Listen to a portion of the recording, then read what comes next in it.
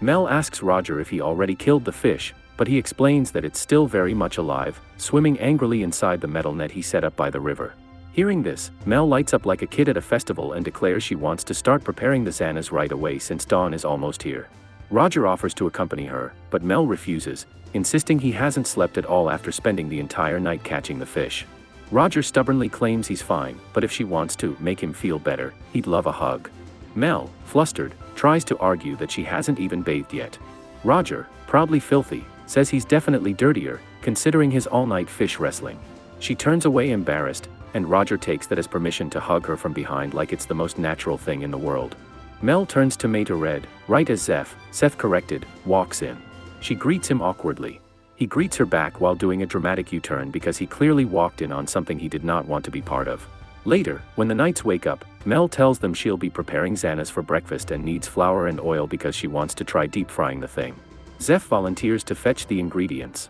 While he's off running errands, Mel and Roger head toward the river. He asks if she has everything ready, and she proudly shows him the magic circles she drew on oil paper. Roger finally understands how she plans to extract the leftover magic from the fish, even out here in the wild. Mel explains that she originally planned to draw a magic circle right by the river, but since water and magic circles don't mix, unless you enjoy watching your hard work dissolve in 2 seconds, she went with oil paper instead. When they reach the river, Roger immediately tells Mel to stay back because the Xanas is still very dangerous. He orders the Knights to lift the net carefully, reminding them that monster fish are basically underwater bodybuilders. One good smack could break a bone. While Roger gives serious, knightly commands, Mel can't help being mesmerized by how cool and assertive he looks. The net finally comes up, and Mel is stunned. The Xanas is way bigger than she expected. She's seen drawings, but nothing prepares you for the real, flopping, extremely angry version. She instinctively steps forward for a closer look. Roger immediately blocks her path. As much as he loves seeing her excited, he reminds her that the Xanas could easily rip her arm off if she got too close. Safety first, curiosity second. Now that the fish is out of the water, Roger asks if she's ready for him to behead it. But Mel, suddenly fired up, raises a sword and proudly declares she wants to do it herself. Until she realizes the sword is insanely heavy and her arms are basically noodles in comparison. The Xanas is huge, the sword is heavier than her research books, and after wobbling around like a baby deer trying to lift a log, she accepts defeat. Roger gently tells her not to feel bad. Sword mastery takes a lot of practice. For now, she can leave the messy chopping duties to him. Even though Roger is great with a sword, he admits he's never actually killed a fish before. So he asks Mel for instructions. She stands up like a proud fish execution instructor and explains that the first step is to blind the Xanas, because she once heard that fish stop moving when they can't see anything. A still fish equals an easier fish, after all. She gently places a cloth over the Xanas's eye, and, like magic or maybe just science, it freezes. With step 1 complete, she tells Roger to move to step 2, stab the fish right behind the eyes and above the gills to destroy its brain. Roger follows her directions, plunging his sword into the monster fish's head. After a short but dramatic struggle, the light fades from the creature's eyes. Success! The mighty, terrifying fish has been slain by a cloth and a well-placed stab. Now it's Mel's turn. She covers the fish with her magic circles and begins the extraction. The Xanas's magic is thick, like monster-flavored syrup, but thankfully there isn't much blood, so her flask doesn't overflow like a messy kitchen experiment. The extraction finishes smoothly, and she hands the flask to Roger for safekeeping. Originally, Mel wanted Roger to behead the fish next, but she hesitates because she feels guilty about always making him do the gross jobs. So she shyly asks if he can teach her how to behead beasts on her own. Roger chuckles, touched by her enthusiasm, but reassures her that he's more than happy to chop off as many heads as she needs. Mel beams at that. Back home, she always cooked and researched alone, since her father was busy and everyone else just labeled her as the weirdo girl with knives. Having Roger and his Knights so excited to help is a refreshing change. Once the Knights reposition the fish, Roger prepares to behead it. But before swinging, he asks if there's anything he should keep in mind. Mel tells him he should start cutting from the spot he stabbed earlier and slice diagonally toward the gills, professional fish decapitation style. Slicing the fish at such a diagonal would normally be a boss-level challenge, but for Roger, master of blades and unofficial king of dramatic sword moves, it's no problem at all. He beheads the Xanas cleanly, leaving every bit of flesh perfectly intact. Mel is stunned, and even the Knights stare at him like he just performed culinary magic with a sword. When they return to the fortress, Zeth has finished setting up their outdoor cooking station. He apologizes that they need to cook outside because the kitchen is too small, but Mel actually prefers it. Less mess, less stress, fewer burned ceilings. Mel starts by asking if anyone knows how to remove monster fish skin and scales. A knight named Ambry volunteers and immediately gets to work. Despite the Xanas being the size of a small boat, Ambry peels the skin off so cleanly that not a single scrap of meat sticks to it. Mel internally promotes him to fish skinning knight first class. With the meat ready, it's frying time. Mel prepares 2 pots of oil, one hot, one hotter but not too hot. She plans to fry the fish in 2 stages for maximum crispiness, a method that Roger has never even heard of, but he's eager to help anyway. Sophie asks Mel if there's anything Roger can do, and Mel, surprised he wants to be involved after all the fish violence, gives him a simple job: monitor the temperature of the hotter pot and please don't burn his knightly hands. While Roger dutifully stares at the pot like it's a dangerous enemy, Mel starts mixing the batter.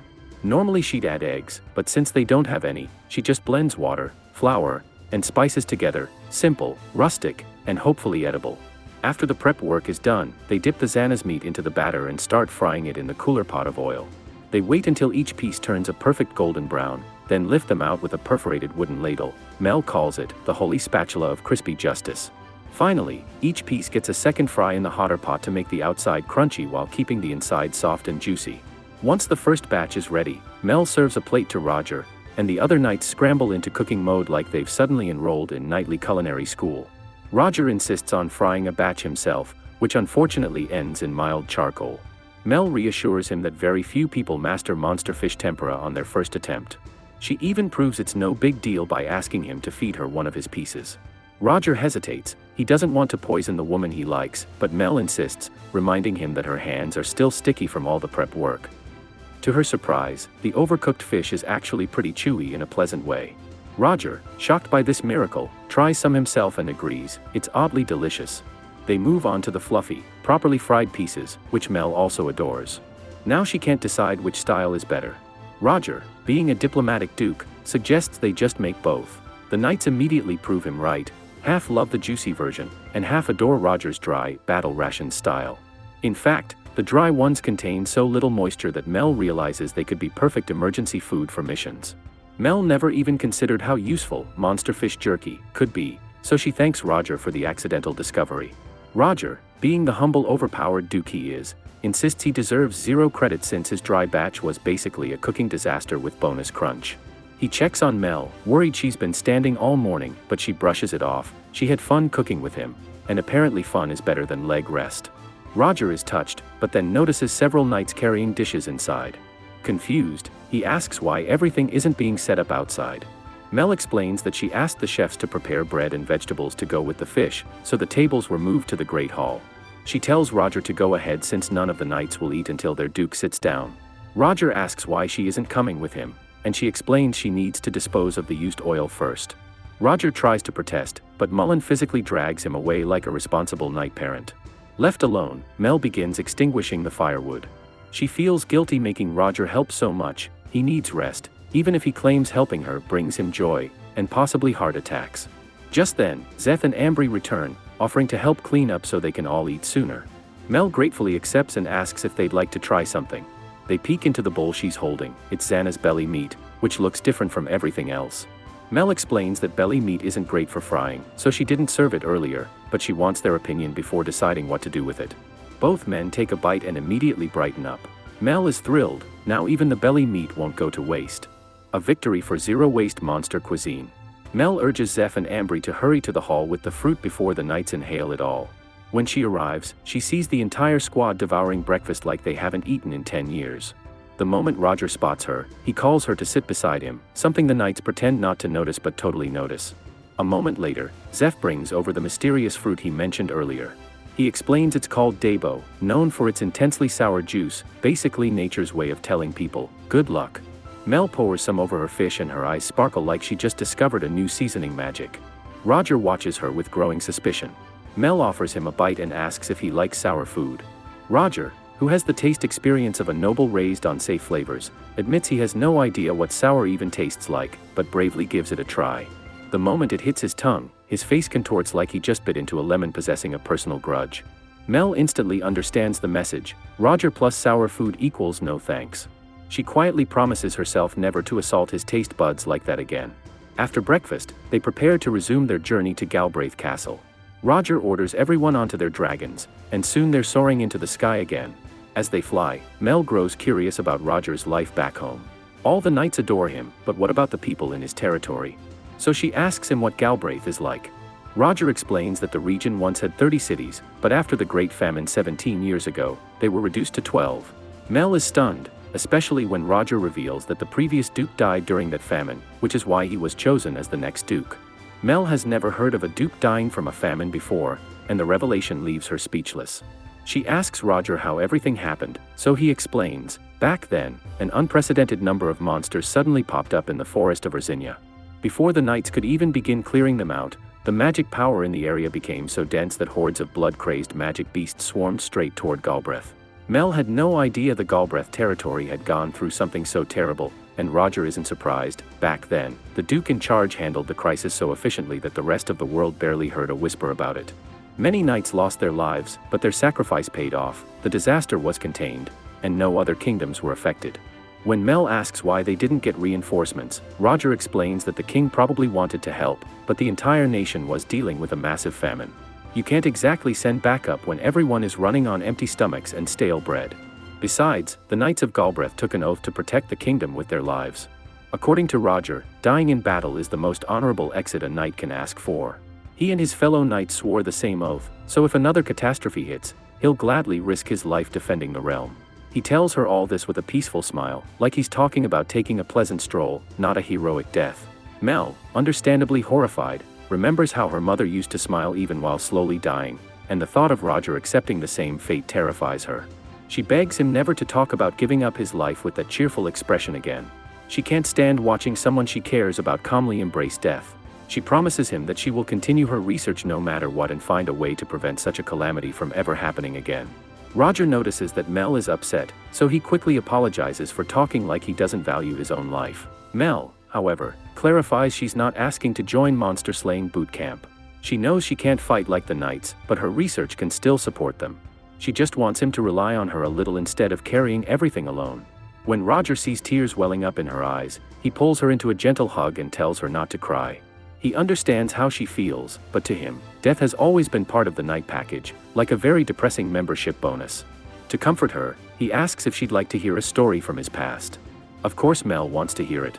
He begins by explaining that he was born as the second son of the previous king. He and his older brother Maxim always got along well, but the way they were treated could not have been more different.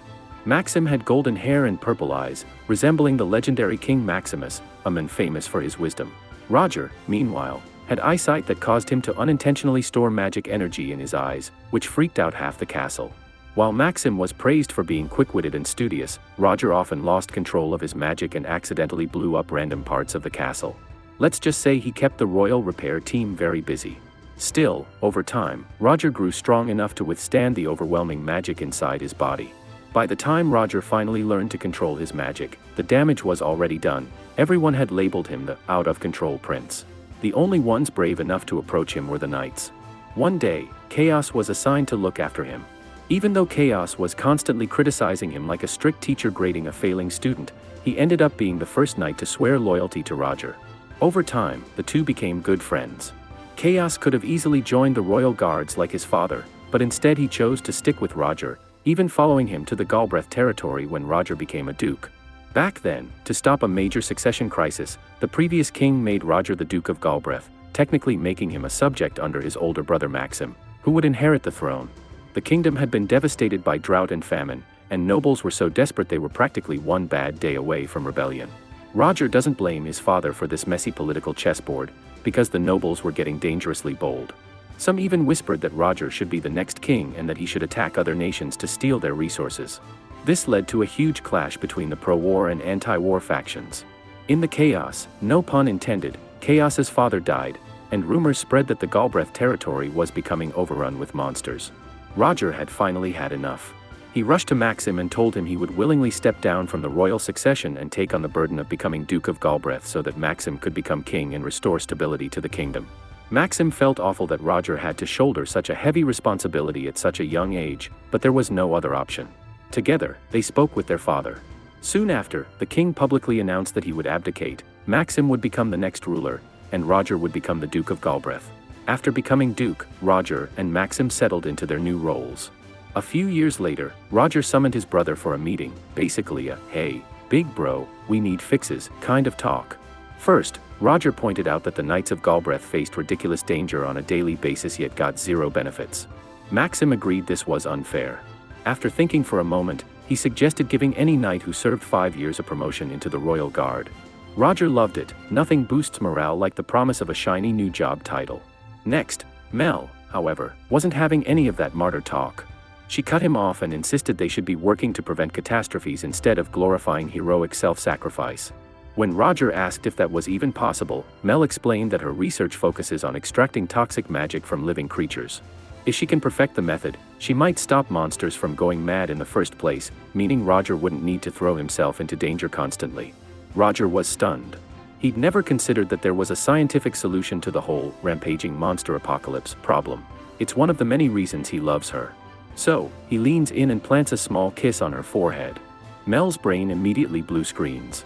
She nearly faints from shock, and Roger, being Roger, finds her reactions adorable. She tries to insist he's teasing, but he calmly states that he's absolutely serious about how much he loves her. Just then, Roger notices they're nearing Galbraith territory. The massive forest below is the Ozinu Forest. He'd love to take Mel sightseeing, but it's so huge that even he has no idea where he'd end up without a map, probably in a "congratulations, you are lost forever" situation. Mel remembers hearing that the forest is crawling with monsters. Roger confirms it. The land is packed with magical ore, the soil is overflowing with magic, and the only creatures that can handle the environment are, you guessed it, monsters. Mel is about to ask another question when Roger suddenly tenses. His instincts scream danger, and he asks Mel to get off his lap immediately. She obeys, and seconds later, Mullen radios in. A flock of Bergen is chasing them. Roger stays completely calm, like someone who's used to being attacked mid-morning, and orders the knights into evasive formation. Mel takes one peek behind them and instantly regrets that life choice. The monsters look like they woke up and chose violence. The Bergen start speeding up, so Roger tells the knights to prepare to accelerate as well. He hands Mel a pair of wind goggles so her eyes don't get peeled off by the wind. He apologizes for the whole monster attack thing happening on her first visit, but Mel says it's fine. Honestly, with her luck, she probably expected this. Still, something feels off to Roger. Bergen don't usually attack a whole group. If he were flying alone, sure, but with multiple knights around. Why would these monsters risk picking a fight now? Whatever the reason for the sudden attack, one thing is clear, they need to get out fast. Roger tells Mel to hold on tight, then unleashes acceleration magic. The knights copy him, and Mel is blown away by how insanely fast they're moving. But then she notices something alarming: the ground is getting very, very close. That's usually a bad sign.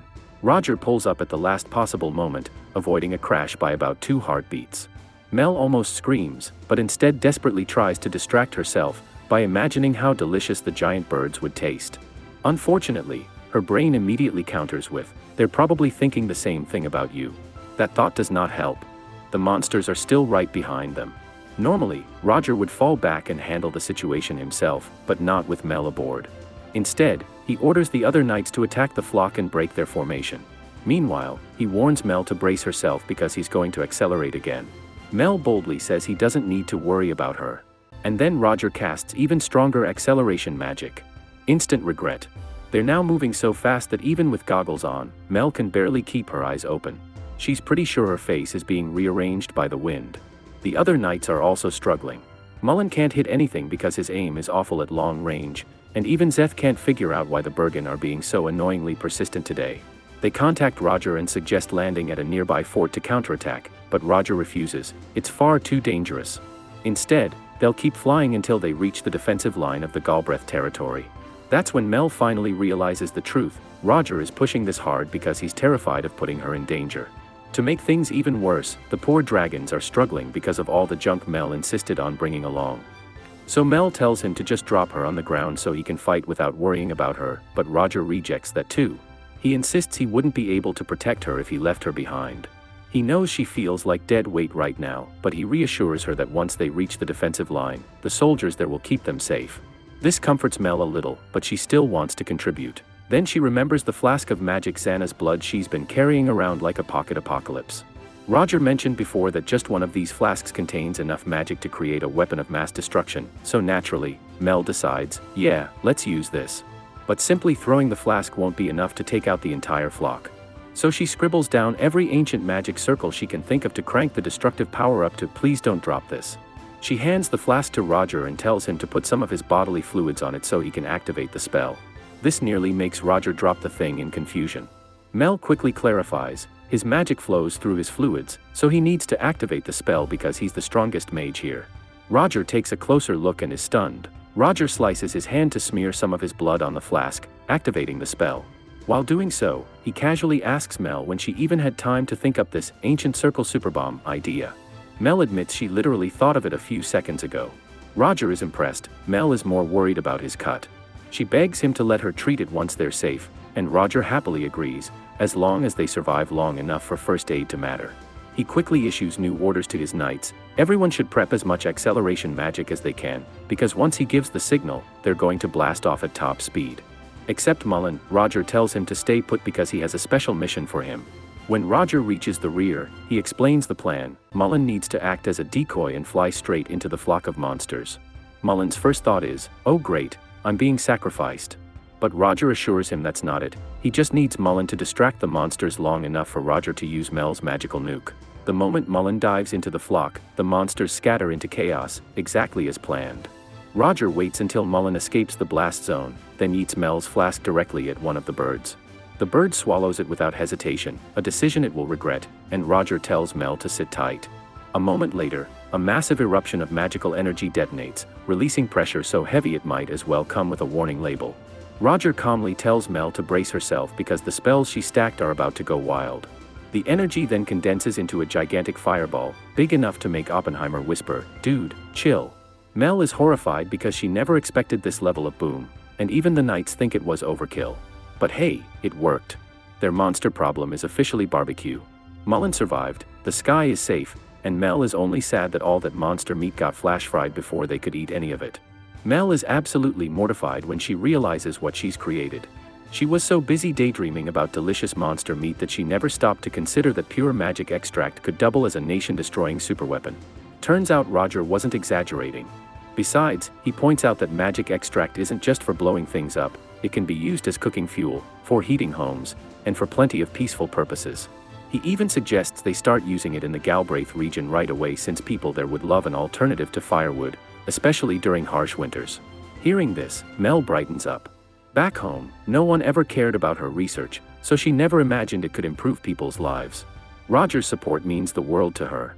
Roger then tells her he's grateful to her. Without her quick thinking, those monsters would still be chasing them around like angry pigeons at a bakery. Mel insists the spell's power mostly came from Roger, since he was the only one with enough magic to activate all those rushed magic circles. Roger just smiles and calls it teamwork.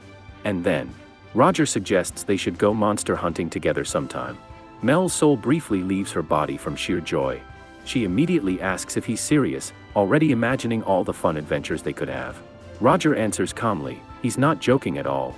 Mel starts celebrating the promise of future monster hunting dates, but her moment of joy is cut short when Claude comes zooming in like a panicked pigeon. He heard a gigantic explosion and assumed Roger was in mortal danger. Roger calmly tells him he's a bit late, the problem was already solved by him and Mel. Claude is relieved, until he learns Roger caused that nuclear-level blast.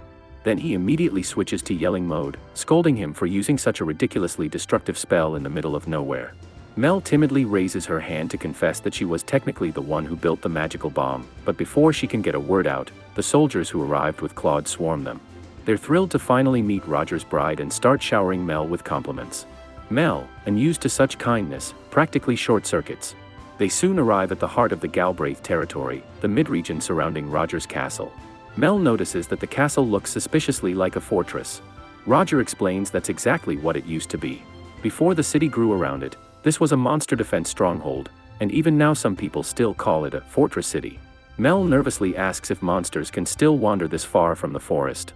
Roger admits that, yes, a stray creature occasionally pops up, but it's nothing compared to the old days. Life here is mostly peaceful now. Mel stares in awe at the massive, beautifully constructed walls, completely unlike anything from her hometown. Roger explains further, long ago, the forest was much closer, and people lived in constant fear. After the cataclysm, things got even worse, until the new defense line was pulled back, giving citizens a safer zone to rebuild.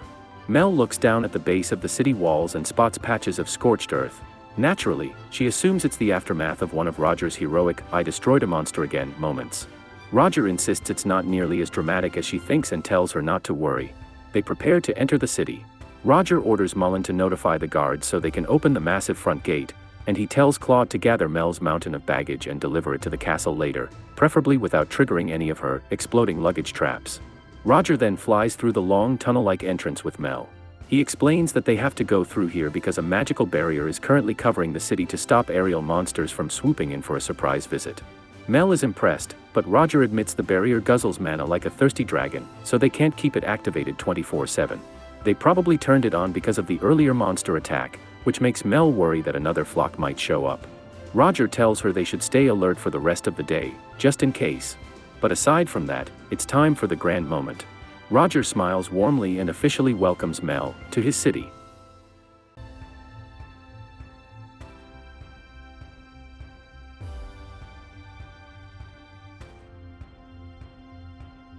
Once they land, Roger asks Mel to check her luggage to make sure none of her explosive suitcases mysteriously vanished.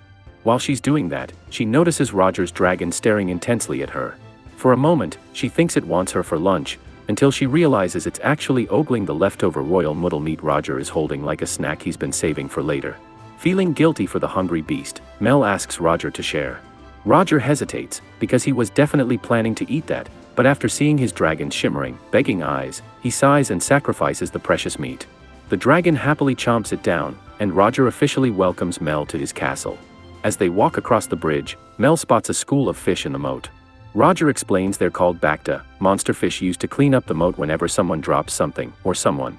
Mel immediately wonders if they're edible and how tasty they'd be if grilled. But then disaster strikes. Mel spots her reflection and nearly screams. Her hair is a frizzy disaster, thanks to their mid-air chase. She can't fix it with just her hands, and there's no way she wants to meet Roger's people looking like she fought a lightning spirit. Now she desperately needs a plan before she's introduced to the entire castle looking like a startled raccoon. Mel nervously calls out to Roger, asking a question.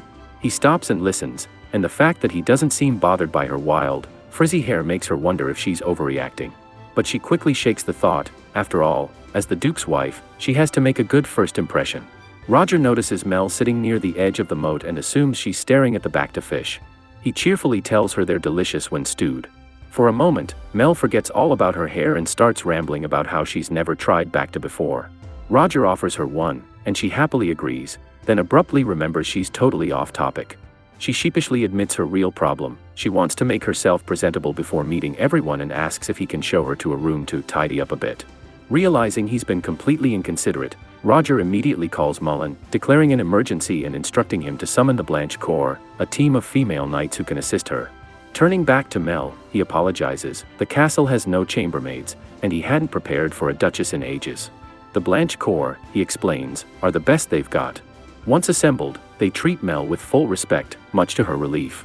The captain of the Blanche Corps, Blanche Lucible, introduces herself to Mel, who is left utterly speechless, mostly because Blanche is ridiculously good-looking. The other two knights are Vice Captain Natalie and Lillian.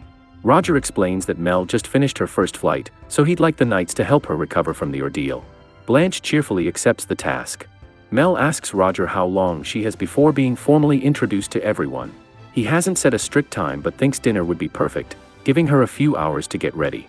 Before she leaves, Roger grabs her hand, removes his glove, and plants a quick kiss on it. Mel immediately turns bright red. She can't believe he did that in front of the knights. Roger shrugs and reminds her they are engaged, so it's no big deal. He also tells her she can stop by his room anytime if she needs anything. Once Roger leaves, Natalie gestures for Mel to follow her to her room. Mel is amazed at how pretty and cozy the room is. But then she hesitates. Her boots are dirty, and she's worried about staining the plush carpet. Blanche immediately notices and, without thinking twice, scoops her up and plops her gently onto a chair. Mel can't help but question her life choices. Being carried like that by Blanche feels intense. Blanche kneels and offers to massage Mel's feet, but Mel quickly protests, saying she can manage herself. As Mel takes off her boots, Natalie and Lillian ask if she'd like any sweets brought in. Mel politely declines, not wanting to hog their precious time. Mel tells them she can manage on her own, but Blanche refuses. After all, Roger trusted them to act as her personal guards, and they take that duty very seriously. "Think of us as your knights," Blanche says, presenting her sword as a symbol of her loyalty. As she unsheathes it, Mel notices a familiar insignia, the same one Roger had on his sword the day he saved her. She carefully resheathes the blade and says that the fact they were chosen by Roger alone earns her trust, but they still know next to nothing about her, and she knows just as little about them. Returning the sword, Mel reminds them that a knight's blade is as valuable as their life, and it shouldn't be handed to a stranger. She acknowledges the rumors that might surround her, but she made a promise to Roger. On the way here, she figured out how she wants to make herself useful in the Galbraith region. Until she proves herself worthy of the title Duchess of Galbraith, she asks Blanche to hold off on offering her sword. Blanche nods in understanding. "Then I'll work to become a knight worthy of serving you," she replies. Mel thanks her sincerely, and Blanche begins putting her sword away. Curious, Mel asks if the sword was made by the same smith who forged Roger's blade. Blanche confirms that all the knightly swords are crafted by a smith in Midlake. Mel explains she hopes to commission her own sword and wonders if Blanche could introduce her to him. However, Blanche doesn't think introducing Mel to the Smith family would be a good idea. Mel pleads with her to at least mention them, and Blanche, unable to say no to such insistence, relents. A little later, Blanche offers to help Mel brush her hair. As soon as she starts, though, she realizes there's way more hair than she expected. "I may not be equipped to handle this alone," she admits. Mel begs her to keep trying. After all, she needs her hair fluffy for dinner because Roger likes it that way. Blanche is stunned. She had no idea Roger was such a fan of fluff. Now, however, she makes it her personal mission to untangle, perfume, and fluff Mel's hair to perfection in time for tonight. Pulling out all the hair care equipment she has, Blanche gets to work. Mel feels a little guilty for keeping her from her usual duties and apologizes. Blanche waves it off, saying she used to brush her own daughter's hair all the time, so she's more than capable. Mel is relieved, though still shocked to learn Blanche is married with kids. Blanche notices her curiosity and explains she has 2 children, a daughter and a son. Her daughter has recently shown interest in becoming a knight like her, much to Blanche's husband's worry. Blanche is proud but also aware of how tough life as a knight can be. That's why she can't quite understand why Mel wants to commission her own sword, but she'll support her anyway. Mel explains that she simply needs a blade to butcher monsters properly. This catches Blanche off guard. She definitely wasn't expecting that answer. To make sure she's not misunderstanding, Blanche asks if Mel plans to butcher monsters so she can eat them afterward. Mel confirms it. After all, monster meat was basically the reason she and Roger got together in the first place. She calls over to Natalie and asks her to fetch her work tools from one of the bags. Natalie obeys, pulling out a bag of knives that could easily qualify as war veterans. The blades are so worn that they've shrunk to less than half their original width. Mel explains that she usually uses them to cut through bones and flesh, so the wear is completely normal. Then Lillian asks if Mel actually eats monster meat regularly. Natalie quickly covers her mouth, thinking it's rude, but Mel doesn't mind. She expected their curiosity about her monster-eating habits. Mel goes on to explain why she started developing ways to eat monster meat, and Lillian is fascinated. Honestly, Lillian had always wanted to try monster meat herself, but no one ever let her because terrible things might happen. She timidly asks Mel if she could cook some for her. Mel says that as long as Roger is okay with it, she can prepare some leftover zanas. Lillian is overjoyed, but Blanche chimes in, wagging a finger, that it's incredibly rude to make requests of Lady Mel. So, Lillian is dismissed for the day. She tries to argue, but Blanche insists she leave immediately. Reluctantly, Lillian bows an apology and starts toward the door.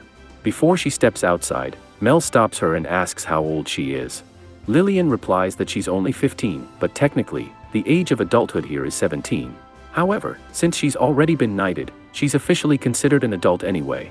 Mel smiles and asks if she really wants to try some monster food together. She adds that she'd be more than happy to accommodate her. Blanche and Natalie try to protest, but Mel waves them off, inviting them to join in too. In fact, she says, if anyone has suggestions on which monsters they'd like to try, she's all ears.